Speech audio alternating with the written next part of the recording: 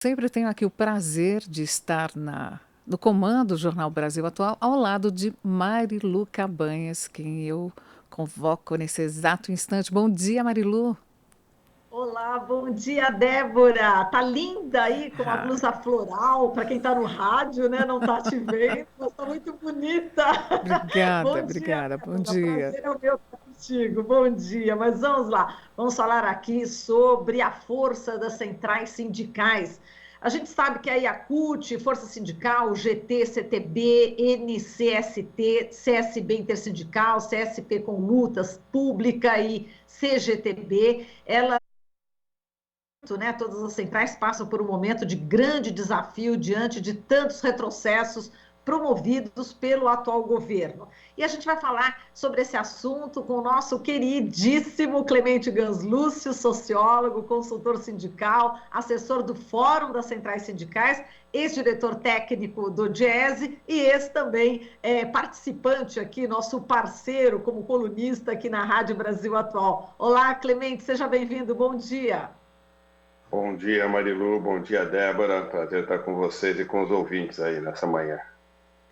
Prazer é o nosso, Clemente. Bom, em nota conjunta, Clemente, as centrais sindicais, durante a organização, né, do 19J, deram um basta, falaram em união. Essa mobilização mais recente prova que é possível essa unidade de ação entre as centrais sindicais, que agora estão reunidas em um fórum. Qual que é o balanço que você faz da mais recente mobilização nas ruas e como foi também a construção desse fórum, Clemente?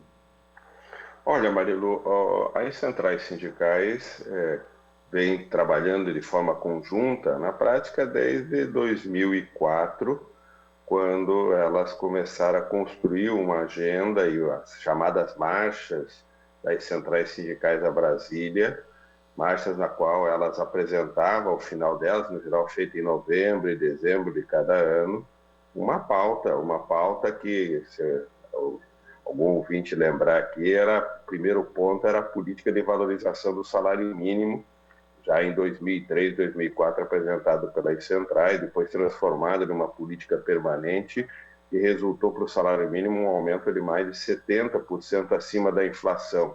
Só para a gente ter uma ideia, se não fosse essa política, o valor do salário mínimo hoje estaria em torno de R$ 700 e não R$ 1.100. Essa é a diferença que as centrais sindicais conquistaram com o aumento do salário mínimo. Desde então, as centrais vieram trabalhando junto, construíram agendas conjuntas, fizeram eventos, assembleias nacionais, eventos nacionais, e no início da pandemia, o ano passado para cá, esse espaço de atuação se tornou mais permanente ainda, especialmente com uma ação conjunta visando o enfrentamento dessa crise sanitária, enfrentar inclusive os ataques que as centrais e o movimento sindical vêm sofrendo desde 2017 com a reforma trabalhista. Os trabalhadores perderam inúmeros direitos e o movimento sindical foi afastado de muitas iniciativas que ele tinha em termos de representação. Nós temos uma ideia, a Constituição proíbe que os trabalhadores sejam demitidos coletivamente sem que o sindicato seja chamado para negociar essa situação em que a empresa quer demitir coletivamente o conjunto de trabalhadores. A nova legislação trabalhista autorizou as empresas a demitirem coletivamente sem assistência do sindicato. Essas e inúmeras outras mudanças foram feitas, afastando o sindicato das negociações e da representação dos trabalhadores. Desde o ano passado, as centrais atuaram ainda de forma mais unitária, vem atuando desde então, fazendo uma série de iniciativas junto ao Congresso Nacional. Por exemplo, já em fevereiro do ano passado, antes do início da pandemia, oficialmente aqui no Brasil, reconhecido pelo Ministério da Saúde, as centrais já tinham apresentado ao Congresso Nacional a necessidade de um auxílio emergencial correspondente ao valor da cesta básica calculada pelo Diese, na época em torno de R$ 550, R$ 600, valor que depois se confirmou no auxílio emergencial, por exemplo. Foram as centrais sindicais as primeiras a apresentarem uma proposta de um auxílio emergencial mais robusto e que depois veio se confirmar pelo Congresso Nacional. De lá para cá, ações de solidariedade, inúmeras ações nas bases sindicais, recolhendo alimentos, oferecendo a estrutura dos sindicatos para fazer o atendimento à saúde atuação junto aos governadores, a prefeitos, ao Congresso Nacional, depois na proteção dos salários, na proteção dos empregos, e vem também atuando, inclusive, na busca de solidariedade internacional. Lembrando que as centrais sindicais mobilizaram apoio da Venezuela para colocar oxigênio em Manaus quando faltava oxigênio para a população. Nós conseguimos a doação de quase uma dezena de caminhões de oxigênio transportados da Venezuela para proteger e socorrer a população de Manaus.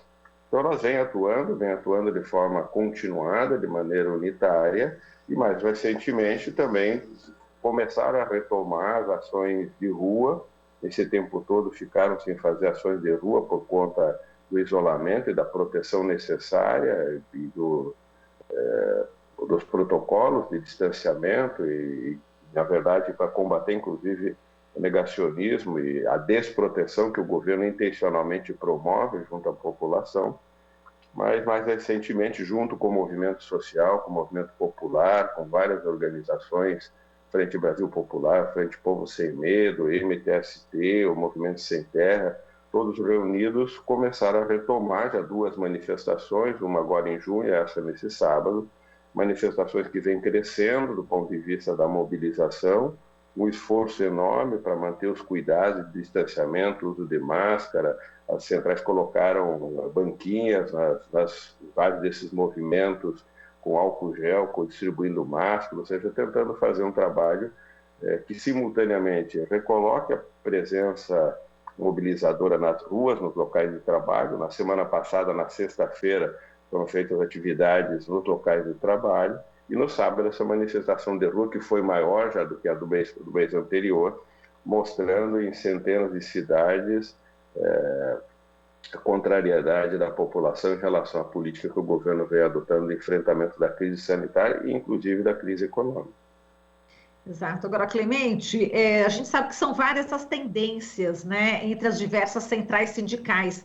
Agora, essa união foi extremamente necessária no momento em que a gente vive hoje, com essa realidade apresentada pelo governo Bolsonaro. É isso? Queria que você falasse um pouco dessa importante união que é histórica, né? Exato, Marilu. Há diferentes visões sindicais, visões de país, visão sobre o papel do sindicato, sobre a forma de conduzir uma negociação, conduzir greves, ou seja, há diferentes visões entre os trabalhadores e as trabalhadoras, como há diferentes visões em várias áreas, na religião, quantos tipos de igreja que nós temos, na política, quantos partidos nós temos mais de 30 partidos políticos no Brasil, ou seja, as pessoas têm visões diferentes. No movimento sindical isso também se apresenta. As centrais expressam diferentes visões. Talvez não precisássemos ter 30 partidos no Brasil, como não precisaríamos ter 10 centrais no Brasil. Isso faz parte de um processo, inclusive, de fusão importante, porque tem 2 centrais agora que caminham por uma fusão, ou seja, começam a aparecer, inclusive, iniciativas de fusão entre as centrais sindicais. Mas o que é importante, Marilu, como você disse, é, primeiro, o reconhecimento de que tem visões diferentes. Segundo, que essas visões diferentes não impedem que as centrais trabalhem juntas em torno de uma pauta, de uma agenda, de iniciativas conjuntas. E nesses anos todos isso se mostrou efetivo, ou seja, as centrais conseguiram manter não só uma plataforma conjunta com pautas, com itens, com demandas, com propostas conjuntas, como foi o salário mínimo, como foi o auxílio emergencial, como foi a proteção aos empregos, todas propostas unitárias, e também ações unitárias, a ida às ruas, as manifestações, as iniciativas de solidariedade, ou seja, havendo tolerância, havendo compreensão de que essas diferenças são reais, mas que a partir das diferenças é possível construir uma pauta unitária e construir ações unitárias, isso se mostrou efetivo. Se redescobre a importância da unidade, porque ela confere uma capacidade política diferenciada de atuação. Hoje, no Congresso Nacional, por exemplo, as centrais passaram a ter uma ação unitária. Nós lançamos, agora no mês anterior, no mês de junho, no mês de maio, a agenda legislativa de 2021 das centrais sindicais, destacando 25 projetos que estão no Congresso Nacional, que tem alto impacto sobre o mundo do trabalho e que as centrais sindicais passaram a atuar regularmente. Agora, toda semana, nós temos uma reunião das 11 centrais, hoje, às 9 horas da manhã, reunião ordinária, no qual nós organizamos a atuação das centrais sindicais no Congresso Nacional, discutindo os projetos de lei, apresentando proposta ao Congresso, aos parlamentares. Semana que vem, por exemplo, nós teremos uma reunião com o relator da medida provisória 1045, que é uma das medidas provisórias que trata da proteção do emprego, dos salários, mas que também faz alterações trabalhistas, e nós vamos ter uma reunião com o relator para apresentar a visão das centrais sindicais sobre essa medida provisória e as propostas que as centrais têm de alteração da medida provisória para não ferir direitos trabalhistas. Então, essas atuações unitárias abrem uma série de espaços, uma série de iniciativas são possíveis pela unidade. Unidade, como você disse, foi construída politicamente, uma compreensão de que as diferenças não nos impedem de atuarmos de maneira unitária, de maneira conjunta, e temos propostas convergentes para defender os trabalhadores e as trabalhadoras. Exato, tem a PEC 32, né, que trata da reforma administrativa, atinge aí principalmente os servidores. Parece que já tem uma agenda também em relação aos servidores públicos, não é isso, Clemente? Exato. Na semana passada nós fizemos uma reunião com os representantes dos servidores, as centrais sindicais também, nesse espaço do fórum, criam os fóruns setoriais, os fóruns que reúnem representação dos trabalhadores da indústria, dos trabalhadores do comércio, dos trabalhadores dos transportes, e fizemos uma reunião reunindo representação dos trabalhadores e trabalhadoras do setor público. Nessa reunião tinham mais de 70 pessoas representando os diferentes setores, legislativo, executivo, judiciário, servidores dos municípios, dos estados e da União, e ali foi resgatada a importância das centrais tomarem a iniciativa junto com os servidores, de organizar um fórum setorial que reúna, portanto, as três esferas, né, legislativo, executivo e judiciário, representação dos trabalhadores e das trabalhadoras, também dos municípios, do estado e da União. E nessa reunião nós convergimos para retomar o fórum setorial. A primeira tarefa desse fórum setorial é a organização de um encontro nacional virtual, que vai acontecer provavelmente ao longo do mês de julho, com encontros municipais, estaduais e depois um encontro nacional. Fazemos uma análise dos impactos dessa PEC, dessa projeto de emenda constitucional 32, que faz uma profunda alteração do Estado brasileiro, privatiza uma série de políticas públicas e abre espaço para privatização, faz uma flexibilização dos direitos trabalhistas dos servidores públicos, é uma reforma trabalhista para o servidor público, e, portanto, faz uma alteração muito profunda daquilo que é função do Estado, naquilo que a Constituição define como atribuição do Estado.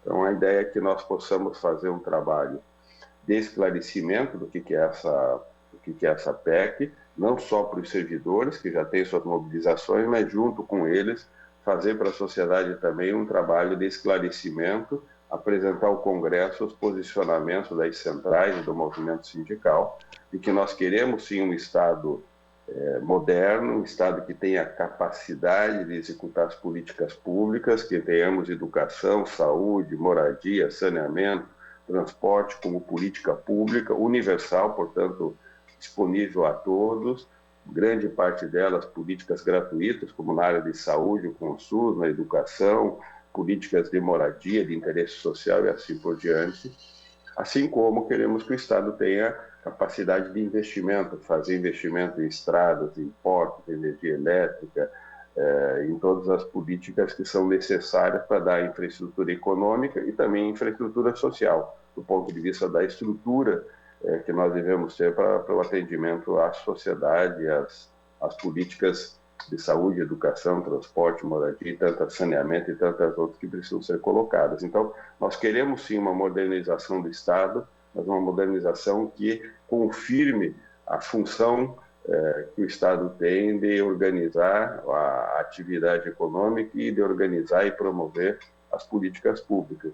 Então, esse é o trabalho que, de forma unitária, as centrais também agora realizam junto com os servidores de todas as esferas, constituído um fórum inédito do ponto de vista da articulação, da amplitude que ela vai se constituir, criando, portanto, também um espaço político importante de reunião e de união dos servidores públicos de todas as esferas no país. Muito bem, Clemente, eu estava lendo um dos seus artigos e você estava falando em relação, no curso da história, a participação dos trabalhadores, a participação do movimento sindical foi muito importante para grandes transformações. E nesse momento em que a gente está nessa pandemia, o pessoal, assim, realmente, todos nós, né, extremamente abalados, com 500 mil de mortos, enfim, o movimento sindical tem um papel importantíssimo, não é isso, Clemente? Eu estava me referindo, inclusive, a um artigo que eu li seu, e você fez uma brilhante explanação em relação a todo o processo histórico do movimento sindical, inclusive no mundo, e a gente precisa resgatar essa força, né, lá de trás e para a gente traçar o futuro, não é, Clemente? Exato, Marilu. Ao longo da história, quase 200 anos de história do sindicalismo, não só as pautas trabalhistas, por exemplo, a luta pela redução da jornada de trabalho, a luta pelo salário mínimo, a luta para a proteção em termos de saúde, condições de trabalho, isso tudo fez parte das pautas históricas do movimento sindical no mundo todo. Mas o movimento sindical também teve participação decisiva e foi protagonista, muitas vezes pioneiro, por exemplo, na apresentação de pautas como igualdade entre homens e mulheres, a pauta, por exemplo, da liberdade, do direito ao voto, do direito ao voto das mulheres. A origem dos partidos políticos, em grande medida, foi oriunda da luta sindical e da organização sindical que se coloca para participar de processos políticos e, portanto, o partido político surge também como uma organização que tem, em grande medida, referência na organização sindical, foram os sindicatos protagonistas, inclusive, da organização partidária. E várias outras conquistas que hoje nós olhamos para a sociedade como um bem coletivo, né, como um valor que nós todos defendemos, a própria democracia, estão todas elas assentadas em valores, em pautas, em propostas que o movimento sindical, ao longo desses anos todos, apresentou. Nesse contexto presente, o mesmo desafio se coloca, por um lado, porque o movimento sindical tem a tarefa de fazer a proteção dos trabalhadores e das trabalhadoras, no contexto concreto dos postos de trabalho. Nós temos observado um aumento da precarização, um aumento da vulnerabilidade, das formas flexíveis de contratação com baixa proteção laboral, sem direitos trabalhistas, sem direitos previdenciários. As centrais do movimento sindical vêm tomando decisões no sentido de reorganizar e reestruturar o sindicalismo, propondo uma forma de organização para representar todos os trabalhadores, os assalariados com carteira de trabalho, os não assalariados, os autônomos, os conta-próprias, esses milhares e milhões de trabalhadores hoje mediados por aplicativos e plataformas, todos eles sem proteção e que precisam constituir uma agenda de proteção. Muitas vezes não é um acordo coletivo, porque não há um empregador clássico naquela condição de ocupação, mas esse trabalhador deveria ter, como todos os demais, proteção previdenciária, direito à aposentadoria, proteção laboral, direitos do ponto de vista de uma remuneração digna, direitos do ponto de vista das proteções que um trabalhador e uma trabalhadora devem ter. Portanto, há uma agenda importante do ponto de vista da proteção dos trabalhadores e das trabalhadoras, e há também uma agenda importante do ponto de vista da proteção da democracia no Brasil, das instituições, do processo eleitoral, das garantias de liberdade, proteger a sociedade dos ataques que a gente vem sofrendo, seja, por exemplo, no combate à pandemia, os centrais sindicais e o movimento, os sindicatos lutaram para que os protocolos fossem atendidos. Agora, as centrais e as entidades sindicais, a Contraf, os sindicatos, no caso dos bancários, estão lutando, e o pessoal do transporte também, lutando no Congresso para que a legislação autorize prioridade para que esses trabalhadores que estão em serviços essenciais tenham prioridade para ter as vacinas. atuando junto aos governadores, aos prefeitos, para que eles comprem vacinas, façam a vacinação, acelere o processo de vacinação, quando o governo, já desde o ano passado, trabalhava contra a compra de vacinas, contra o desenvolvimento de vacinas no país, ou seja, o movimento sindical fez o caminho contrário, o caminho da proteção da sociedade, da criação das condições para que nós pudéssemos enfrentar de maneira correta essa grave crise sanitária, e agora tem uma agenda fundamental de concluir esse processo de proteção, pelo menos no curto prazo. Nós sabemos que é uma proteção que vai precisar ser produzida permanentemente, ou seja, essa crise não se esgota com essa vacinação, nós teremos outras vacinações e outras iniciativas importantes, porque a crise sanitária é muito grave, e a outra dimensão é termos uma estratégia econômica coerente para que o país retome o desenvolvimento econômico, e nesse caso nós também estamos na contramão, nós estamos destruindo a economia, desmobilizando a indústria, tirando capacidade da economia promover e produzir bons empregos, proteção salarial, crescimento da massa salarial. Nós estamos na contramão dessa perspectiva e nós temos que recolocar o país nessa trajetória de crescimento com sustentabilidade ambiental, gerando bons empregos e crescimento dos salários. Perfeito. Clemente, uma coisa que ainda não foi resolvida desde o início da pandemia até agora é essa questão do transporte público lotado. Ônibus lotado, metrô lotado, enfim, existem todas as orientações para manter distância e tal, mas como? Se o próprio Estado não dá essa condição para o cidadão, para o trabalhador, para a trabalhadora. Essa é uma questão bastante complicada de se resolver, né, Clemente? Exato, Marilu. Ela exige praticamente 3 diretrizes estruturais que implicariam em mudança, seja uma oferta maior de transporte, portanto, investimento, ampliar a capacidade de transporte. Provavelmente isso exigiria uma intervenção do Estado, das prefeituras do Estado, oferecendo maior capacidade, mais ônibus, em outros casos, investimento na ampliação da linha de metrô, no caso de São Paulo, por exemplo. Exige uma segunda, isso não é rápido de ser feito, portanto, que a crise revela esse enorme déficit de equipamentos lotados e que não deveria ser assim, mas para isso precisa investimento, não é rápido. De outro lado, de curto prazo, uma reorganização do horário de trabalho. Em alguns momentos isso foi feito, mas depois se desmobilizou. Portanto, horários diferenciados para o início da atividade, 7, 8, 9, 10, 11, a cada hora, diferentes horas para início de atividades no comércio, em serviços, nos bancos, para que o deslocamento fosse feito em horários diferentes e não concentrado naquele horário, em um determinado horário. A outra medida também estrutural seriam, se nós temos condições de fazer isso, reduções de jornada de trabalho, portanto, as pessoas poderem trabalhar períodos menores, portanto, aí a flexibilidade em termos de jornada ainda ser maior do ponto de vista do deslocamento. E a outra é a própria reorganização da atividade econômica no espaço dos municípios, cidades tão grandes como São Paulo, onde os deslocamentos não precisassem ser tão extensos e os empregos estivessem mais próximos do local de moradia. Tudo isso, Marilu, a pandemia revela como um estrangulamento que nós temos na organização econômica.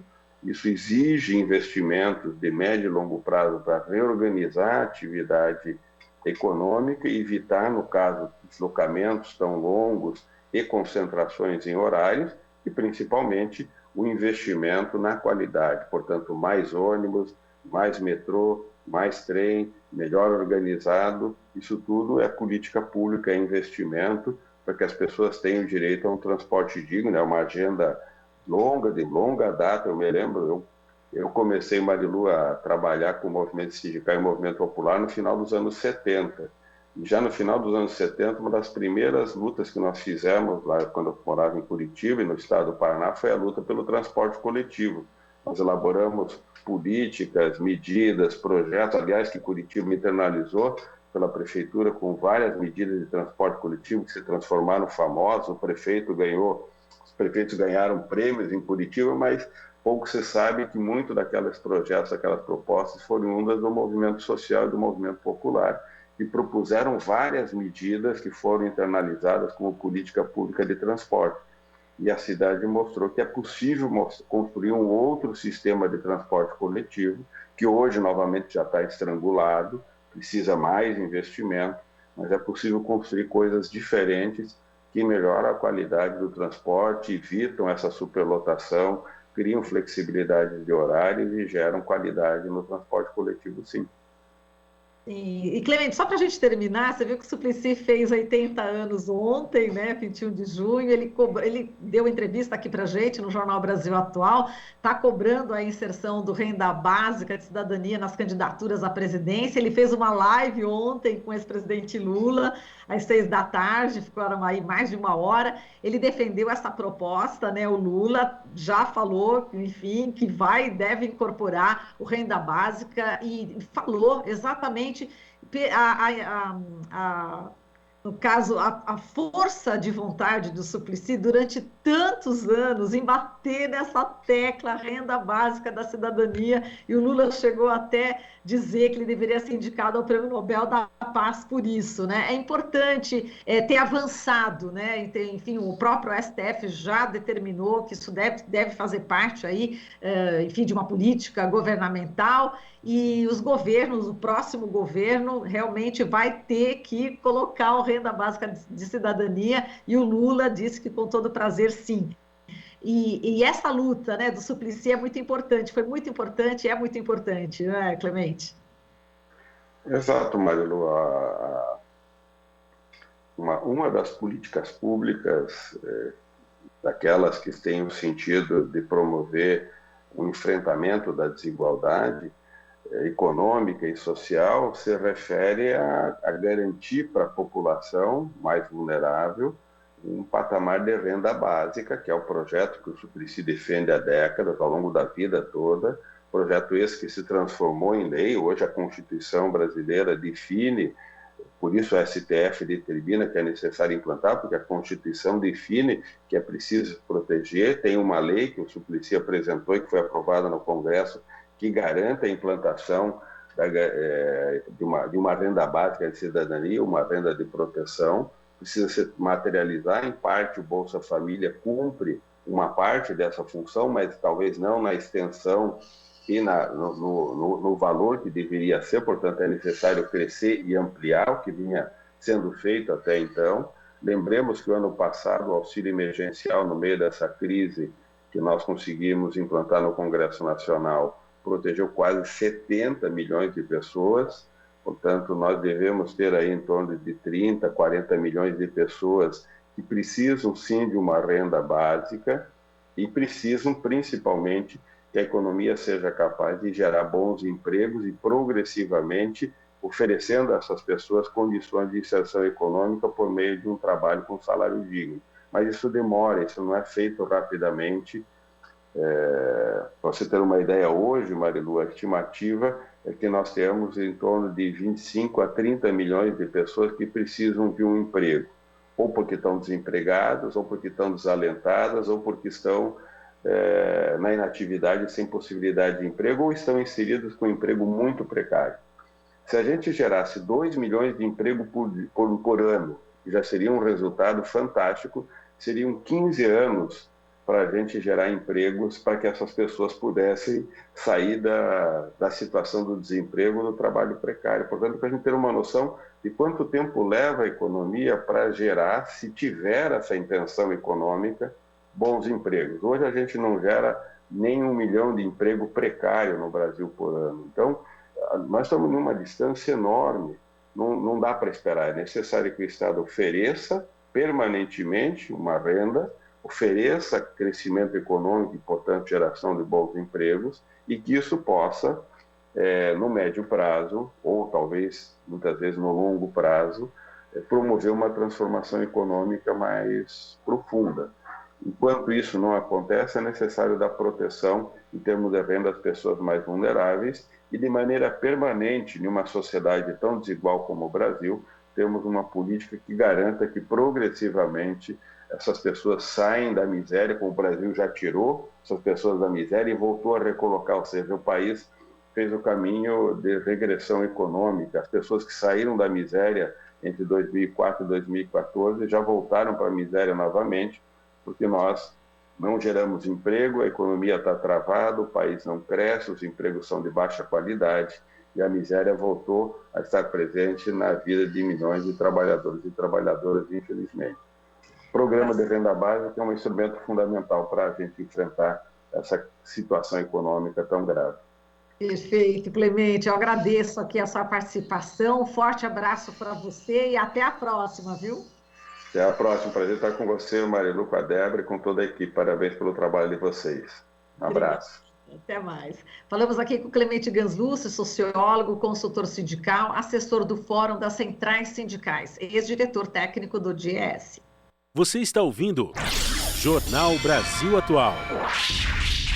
As notícias que os outros não dão.